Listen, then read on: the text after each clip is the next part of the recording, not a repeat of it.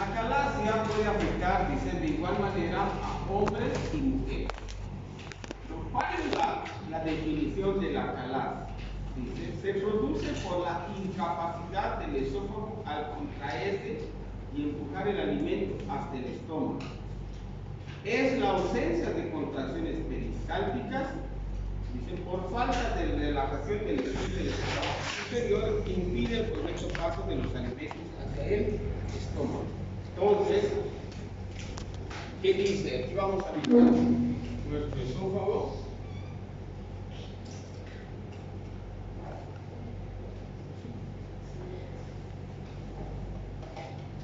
Entonces dice, nosotros conocemos que el esófago tiene dos esfínteres, un esfínter esofágico superior y otro esfínter esofágico inferior, ¿no? El inferior está justo en la unión, ¿no?, del esófago con el estómago, ¿no?, en esta porción. ¿Qué dice? Que este esfínter está contraído. ¿Y será que va a poder pasar el alimento? No va a poder, por eso tiene esta forma, este dibujo, vean. Entonces, ¿cuál es la definición de la acalasia? Es la falta de relajación del esfínter esofágico inferior. ¿Qué más? Va a existir también un aperistaltismo esofágico, o sea, no va a haber movimientos peristálticos. Bien, esa es la definición de la acalasia. Falta de relajación del esfínter esofágico inferior y o asociado a una aperistalsis. Muy bien. ¿Cuáles serán las causas? Entonces dice, miren, falta de relajación del esfínter esofágico inferior durante la deglución y aperistalsis del esófago. ¿Cuál es la fisiopatología?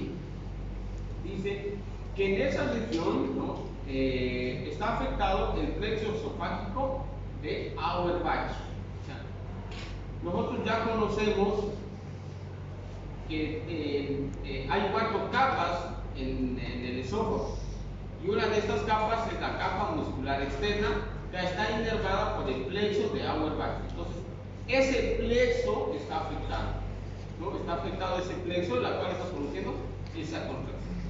Dice, tiene que haber una etiología, ¿no? Tiene que haber una causa, y esta causa va a desencadenar, dice, la ausencia de las células ganglionares inhibitorias, la cual va a llevar a las células ganglionares excitatorias, por lo tanto va a haber una contracción permanente del esfínter esofágico inferior, ¿no? En la fase inicial de esta enfermedad solo predomina un componente inflamatorio y algunas células ganglionares capas. Cuando decimos células ganglionares, no estamos hablando a lo que es el componente del plexo mientérico. Y en la fase final de la enfermedad hay pérdida completa de las células ganglionares, y estas células ganglionares son sustituidas por una fibrosis mientérica. O sea, va a haber ausencia del plexo. ¿Cómo se clasifica la acalasia? Se clasifica como acalasia primaria o idiopática. ¿Qué es idiopática? No se sabe la causa. No hay causa que se pueda conocer o identificar. Y también hay una acalasia secundaria. La acalasia primaria o idiopática dice, es en la que agente o agentes causales no se conocen. No hay una causa que haya producido la acalasia. En cambio, la acalasia secundaria dice, es resultado de una enfermedad sistémica, ¿no?, o de las condiciones del esófago en sí, entre las que destacan la enfermedad de Chagas, ¿no? O sea, ¿qué quiere decir? Que la acalasia secundaria está producida por una enfermedad que es la acalasia. ¿Bien? La acalasia está producida por un virus o una bacteria o un parásito. ¿Ah? Parásito. ¿Qué parásito es? Trypanosoma cruzi. Ese es el Trypanosoma cruzi. ¿Qué es? Es un protozoario, ¿no?, que tiene apetencia a las células ganglionares o a las células nerviosas. No solo el Chagas va a afectar al esófago, sino también afecta al miocardio, al corazón, a las fibras, nervioso o al sistema de conducción, ¿no?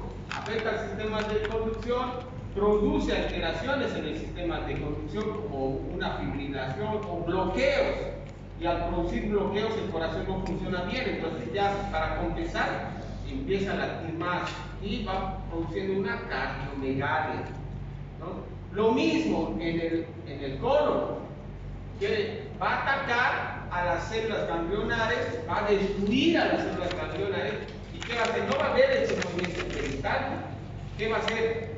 El intestino, por tratar de compensar, va a hacer un poco más de fuerza y el intestino se va a empezar a dilatar o crecer y va a producir lo que es el dolicomegacolon chagásico, ¿no? Lo que es glococardiopatía chagásica.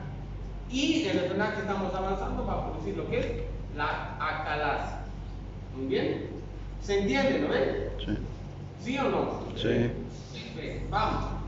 ¿Qué signos y síntomas vamos a presenciar en esta enfermedad? Miren.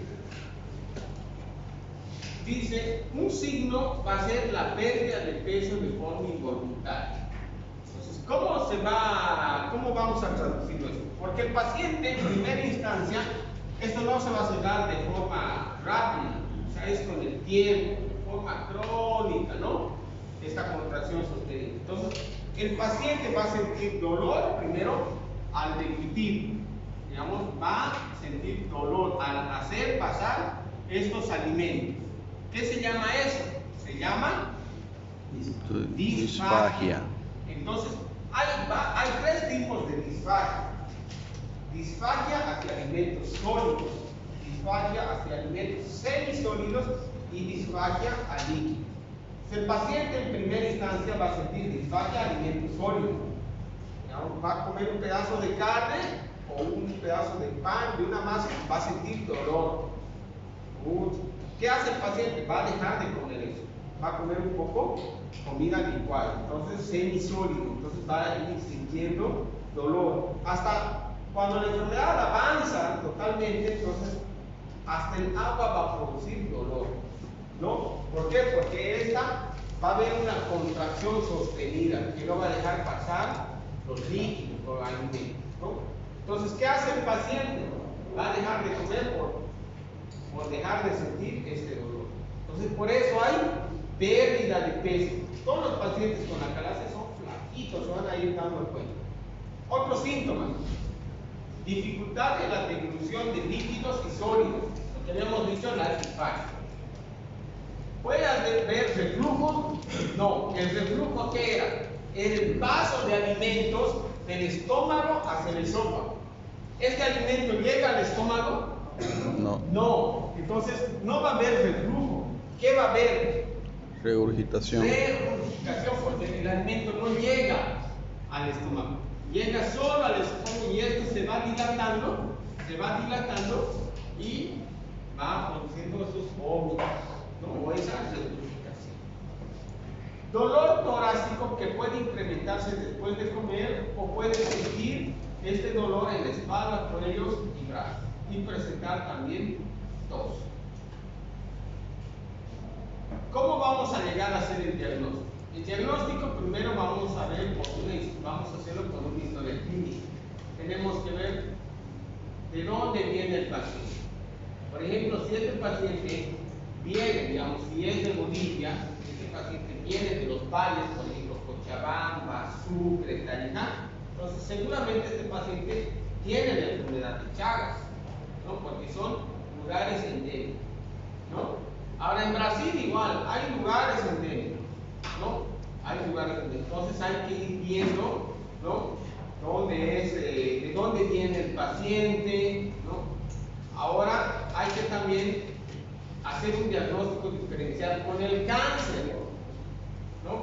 Porque el cáncer igual puede producir un aumento, ¿no? O sea, puede ir creciendo una masa tumoral que puede ir creciendo, todo esto puede ir tomando todo esto y puede hacer también una compresión,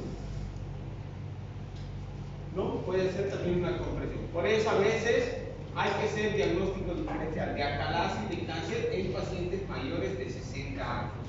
¿Bien? Entonces, historia clínica. El primer estudio que se debe hacer es la endoscopía.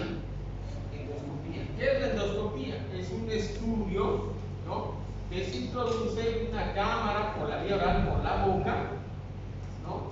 Se va insuflando aire y al introducir vamos a poder observar nosotros todo lo que es las paredes del esófago y vamos a poder observar un estrechamiento en la parte distal del esófago, ¿no? Ahora podemos utilizar otro estudio que es la manometría esofágica. ¿Para qué nos sirve? Nos sirve para medir las presiones del esófago. Si hay un aumento de la presión, es acalado. Si hay una disminución de la presión, reflujo gastroesofágico, ¿no? Y finalmente podemos pedir un estudio muy sencillo que hay casi en todos los centros de salud o centros de salud que tengan un equipo de rayos X, que se llama el esofagograma. ¿De qué se trata el esofagograma? Es esta de aquí, que están viendo, que se los estoy mostrando, el esofagograma. Se hace tomar una dilución de un contraste hidrosoluble con un líquido, puede ser agua. Se lo hace tomar al paciente, ese contraste hidrosoluble con líquido y se va haciendo una serie de radiografías cuando va a tomar una serie de radiografías. ¿Qué es lo que nosotros vamos a poder observar? ¿Vean? Vamos a poder observar esta imagen. ¿Vean? Todo lo que está con el contraste hidrosoluble se va a ver de color blanco. Se va a pintar lo que es el esófago.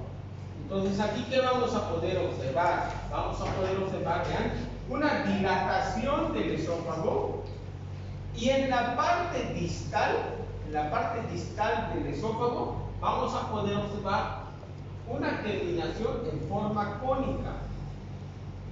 Esta terminación en forma cónica vamos a darle un signo que se llama signo de pico de ave o pico de loro o cola de ratón o punta de lápiz. ¿Muy bien? Entonces vean esta porción. Cuando termine la porción distal del esófago en forma cónica, le vamos a dar nombre, signo. Pico de loro, pico de pájaro o punta de lápiz. ¿No? ¿Por qué? Porque en esta porción está el esfínter esofágico inferior que está produciendo una contracción y el contraste hidrosoluble no está dejando pasar. O si deja pasar, es muy escaso, ¿no? Vean, no sé si pueden observar. Vean, un paso muy filiforme, ¿no? Vamos a ir bien, miren. Aquí dice qué es lo que vamos a poder observar en el esofagograma. Un esófago dilatado, sin peristaltismo, un pobre vaciado, y podemos encontrar alimentos retenidos, ¿no? Alimentos retenidos. Vamos a ir viendo otro. Miren cómo está este esofagograma y vean, miren, forma cónica. Lo que quiere decir que el alimento no está pasando. O puede ser, miren, este esófago no está dilatado, pero hay un pobre vaciado, y esto lo que ven es el estómago, ¿no? Pueden observar, ¿no? ¿Se ve? ¿Ves? Sí. Ahora, igual, de esta forma, igual, miren, aquí se ve mejor, ¿no? Le dicen pico de loro o pico de pájaro, ¿no? Ya hay dilatación. En esta igual, ¿no? Con ausencia de peristaltismo, dilatación del esófago. ¿Cuál creen que es el tratamiento para esto?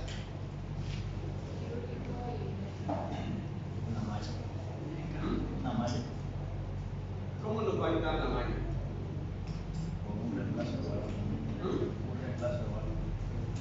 ¿Un reemplazo de la válvula? Sí, se puede. No. ¿Cómo reemplazaríamos con una malla? Porque está así, ¿cómo lo sacarías todo esto? Metería como visual. Para dilatar. Ya, eso es el tratamiento. Entonces, vamos, miren el tratamiento, dice. El objetivo del tratamiento es reducir esa presión, o sea, es reducir esa presión del esfínter esofágico inferior, ¿no? Miren, la terapia puede ser, dice, inyección con toxina botulínica, ¿no? No hacemos en este medio, está descrita en la literatura. Podemos dar medicamentos como los nitratos de acción prolongada y bloqueadores de los canales de calcio. Se puede empezar con estos medicamentos. Podemos hacer un tratamiento por vía endoscópica con dilataciones con el balón, porque ¿qué hacemos? Aquí introducimos el endoscopio, llegamos hasta donde está esta porción, ¿no? del estenosis o del estrechamiento, y nosotros vamos a insuflar un balón. Al insuflar un balón, ¿no? Se va a hinchar, se va a distender, también va a romper algunas fibras musculares del esfínter, ¿no? Va a destrozar y va a haber también un pasaje. Generalmente ese es el tratamiento que se maneja. Pero ¿qué pasa? Que los pacientes vuelven.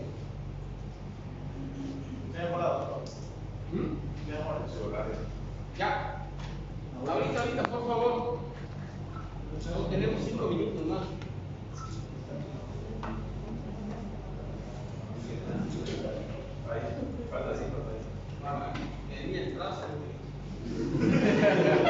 Entonces, ¿qué se hace? Entonces, se trata de dilatar. Pero ¿qué pasa? Nosotros dilatamos, los pacientes mejoran, sí. Mejoran a veces hasta 6 meses o hasta un año. Luego vuelve a estrecharse. Luego nuevamente se hacen dilataciones. Pero vuelve también. A veces se hace cada 6 meses.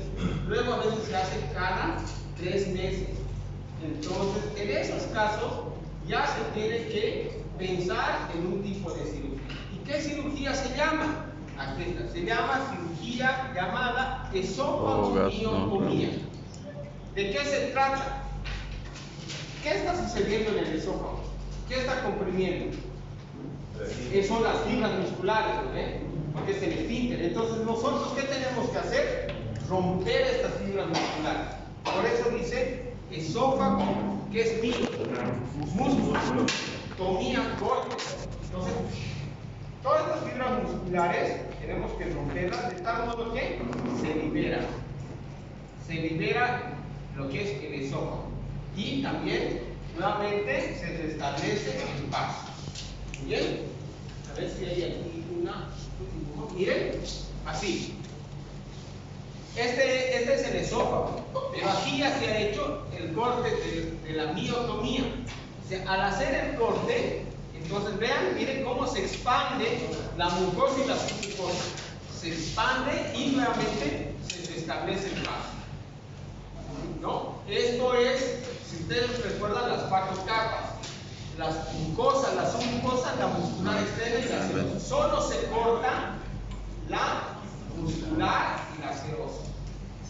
Si se corta más, puede producir un corte de la luz y producir una perforación, ¿no? Entonces vean, miren, en esta parte, en unión del esófago con el estómago, entonces es un corte, solo de la muscular externa, ¿no?